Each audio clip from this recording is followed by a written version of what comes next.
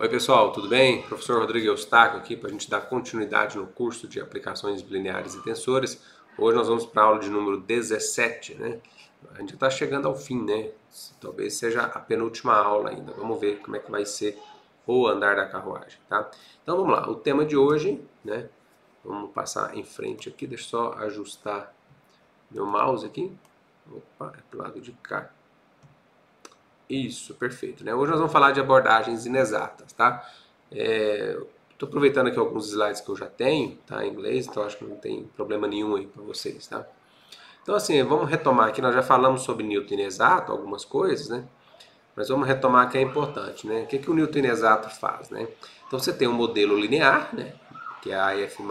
Aqui, pessoal, eu já estou, como eu disse para vocês, né? Eu estou aproveitando aqui alguns slides que eu tenho, então eu não modifiquei muita coisa, mas a notação aqui desse JF é o F', tá? É a matriz jacobiana, tá? Espero que não faça confusão com nada aqui, então, tudo bem? Então nós temos aqui F mais a derivada vezes o S, né? Esse S aqui é o passo, que é o H lá que nós falamos na aula passada, tá? Mas tudo bem, vamos lá. Então qual que é a ideia do Newton exato? É encontrar uma solução aproximada para modelo igual a zero, né? Então a gente não vai resolver modelo igual a zero e obter o zero exato, né, do modelo linear, tá? A gente vai encontrar uma solução aproximada, mas em que sentido, né? Que seja menor que eta, né, um termo eta, vezes a norma da f, tá? Esse eta aqui nós já comentamos que é chamado termo forçante, tá? E é um cara entre 0 e 1, ok? Então, a estratégia do Newton exato é encontrar um S, tá? Encontrar um S que satisfaz essa conta aqui, ó, satisfaz essa condição, tá? Então, o que é feito geralmente, né? Geralmente nos algoritmos, né, que implementam o método de Newton exato, é dado o eta, né? O eta é um termo forçante que você controla, tá certo? Você controla ele a cada interação, tá? Então nós comentamos que ele é fundamental em termos de ordem de convergência, né? Da taxa de convergência. Então, se você tem uma sequência dos etas que está indo para zero, você garante superlinear. E se ele for um osão da norma da f, você tem convergência quadrática, tá? Nós já comentamos sobre isso. Mas o que eu quero enfatizar aqui é que o eta é dado a priori, tá? Você dá o eta e por alguma subrotina você encontra um S tal que a norma do modelo é menor que isso, tá certo? Então, eu vou repetir. O algoritmo, geralmente, você dá um eta, você começa com um eta inicial, né? Aí você encontra um passo, retoma, o eta é atualizado, tá certo? Ou constante, aí depende da forma que você quer implementar. Mas o fato é, você dá um eta e descobre, né, e calcula um S por alguma subrotina, tá?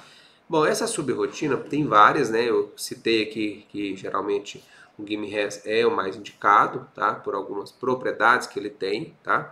E é possível você não utilizar a matriz jacobiana no método Gimme-Hess. Porque o método Gimme-Hess, eu acho que eu já comentei com vocês, ele utiliza uma subrotina, tá? Onde há necessidade de fazer o cálculo entre a matriz vezes o vetor, tá?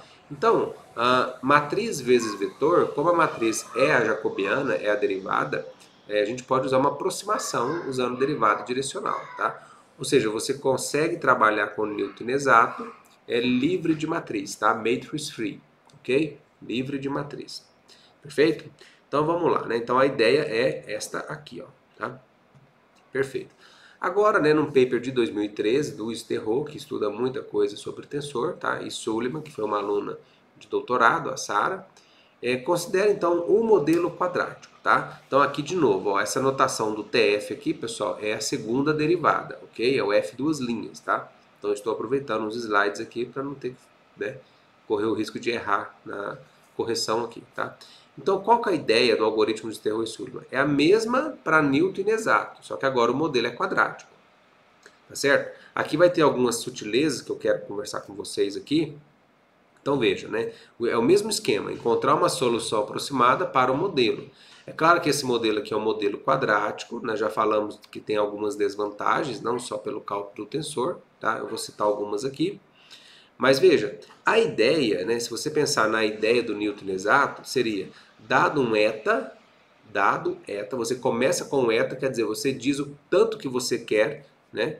Eu não quero que o modelo seja zero, mas eu quero encontrar um ponto tal que o modelo seja alguma coisa. Essa alguma coisa é controlada pelo usuário por este fator aqui. Então o eta é o que a gente controla, tá certo? Então essa seria a ideia. Dado o eta, descobre, né, calcula o S por alguma subrotina. Só que agora, o que é que a gente tem, né? Nosso modelo não é linear, é um modelo quadrático. E as rotinas que nós conhecemos geralmente são rotinas para sistemas lineares. Tá certo? Game-Res, né? Tem vários outros, tá? Bom, então vamos lá. O que Sterro e Sullivan provaram com isso aqui?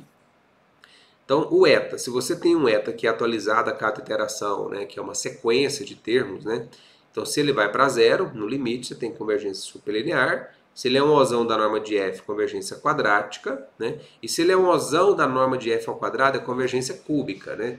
Então é claro, pessoal, que você está exigindo já, né, alguma coisa a mais, tá certo? Você está exigindo uma coisa a mais para ter convergência cúbica, né. Eu diria assim que você está apertando bem o eta, né, você está forçando o eta, né, ser um fator aí da norma de f ao quadrado, tá certo? Como a gente espera, né, que a norma de f vá diminuindo, né, ao quadrado, então vai diminuindo cada vez mais. Essa é a ideia, tá? Agora vamos ver um detalhe aqui nesse algoritmo, tá? Então quer dizer, se você encontra um S, né, se você encontra um S que cumpre isso aqui a cada iteração, né, Sterro e Sullivan provaram a convergência do algoritmo, tá certo? Provaram a convergência do algoritmo e provaram as taxas de convergência segundo essas condições aqui. Tudo bem? Então vamos na parte prática agora deste algoritmo. O que vai acontecer, tá? Então vamos lá. Vamos supor que a gente esteja no ponto xk e o eta do momento aqui daquela iteração é 0,6, tá? Então você está querendo lá 60% lá da norma da f. Tudo bem? Então você quer que o modelo esteja abaixo disso aqui, ó. Abaixo disso, tá? Então aqui eu já calculei aqui na medida, né, 0,60, né? Então o modelo aqui abaixo desta linha tracejada aqui pode ser qualquer cara, né, a ser o próximo iterado, o xk mais 1, tá certo? Então xk mais 1 pode ser qualquer elemento aqui, qualquer um, tá? Agora, dado um eta, né, já vamos pensar aqui no ponto mínimo aqui, ó, né? Então se o eta, aqui eu calculei de fato, tá, por esse exemplo aqui. Então, se o eta for 0,36, você só tem uma opção para o xk mais 1. Né? Então, a sua rotina tem que ser capaz de determinar esse cara aqui, ó, xk mais 1. Agora, perceba, né? Perceba que para eta, né, dado um eta inicial, né, dado eta menor que 0,36, para essa situação aqui, você não consegue nenhum SK tal que o modelo esteja abaixo, né, desta linha tracejada. Você não consegue. Então perceba que é um exemplo simples, né? É um exemplo simples, onde você, dado eta, você não consegue dar o passo no algoritmo. Então o algoritmo vai falhar nesse momento, tá certo? O algoritmo chega a falhar, né? Então não é tão viável usar esta ideia. Não é que não seja viável usar o algoritmo. A ideia de, dado eta, descobrir um S, tá? Então vamos ver o que acontece. Então qual que é a ideia? A ideia não é dar o eta e determinar o S, como é feito no Newton inexato. Tá? No Newton inexato a gente dá o eta e descobre o S por subrotina para resolver sistemas lineares. Tá? Então a ideia do Sterro e Sullivan não é dado um eta na forma e determinar o SK. É justamente o contrário. Tá? Ao invés disso, ele determina um SK de alguma maneira, né, não especificada, ele determina um SK que garante a existência desse eta, tal que o modelo seja menor que este fator. Tá? Então veja só, né? Então você tem não especificada sim, estou querendo dizer que o algoritmo é geral, tá? Mas existe sim um algoritmo que vai determinar este SK. Tudo bem? Então veja, então vamos lá, vamos supor que a gente tem uma rotina que determina um SK, né, que garante a existência do eta k. Agora, você não controla, né? O seu algoritmo já vai te dar o SK que garante a existência do eta k. Mas você não tem controle, né? Eu quero diminuir tanto. Isso você não tem mais como você teria no método de Newton inexato. Porque lá você controla o eta, aqui você não controla. Você só tem a resposta do SK, tal que existe uma redução na norma do modelo. Ok? Agora, como que ele vai fazer isso? Né? Como que ele determina um SK? Então, uma ideia é uma generalização da ideia da classe de métodos Chebyshev-Halley. Tá? Então, eles criam uma ideia inexata, né? Uma família agora inexata, de Chebyshev-Halley. É isso que nós vamos conversar aqui agora, ok? Então vamos lá, como é que é essa classe Chebyshev-Halley, tá? Bom, a motivação para essa classe é baseada naquela propriedade, né, que nós comentamos do método Super-Halley, né? O que acontece no método Super-Halley? Se você aplica 2 passos de Newton no modelo quadrático, esse modelo que está escrito aqui, né, é equivalente a um passo do método Super-Halley aplicado na função f. Ou seja, um Super-Halley na f significa 2 newtons na quadrática. Na mesma quadrática, dá 1 newton e dá outro newton. Tá certo? Então, qual que é a ideia que eles tiveram? Ao invés de aplicar 2 newtons na quadrática, vamos aplicar 2 newtons inexatos na quadrática. Tá certo? Então aqui, lógico que eu já fiz alguma conta aqui para ajustar, tá? Mas quem tiver interesse eu posso passar essas continhas todas prontinhas já, eu tenho digitado aqui, é só ajustar. Então a ideia de Sterro e Sullivan qual que foi, né? Aplicar 2 passos de Newton inexato no modelo quadrático, tá? Então veja, o caminho que a gente está na sequência de raciocínio aqui agora é o seguinte. Bom, se um Super-Halley significa 2 newtons na quadrática, então vamos definir Super-Halley inexato agora, que é 2 newtons inexatos na quadrática, tá? Então você tem aqui um primeiro newton inexato, tá? Que é determinar o S1. Uma vez determinado o S1, calcula-se newton inexato no segundo passo da quadrática, tá certo? Então veja, aqui nós temos 2 termos forçantes aqui, o eta1 e o eta2, tá? Então, aqui você tem o resíduo da primeira parte, que eu estou chamando de R1 til. Tá? Isso aqui, eu estou colocando aqui porque eu quero fazer uma comparação depois com isso aqui, talvez já na próxima aula. Tá? Aqui é a diferença do nosso método para esse aqui.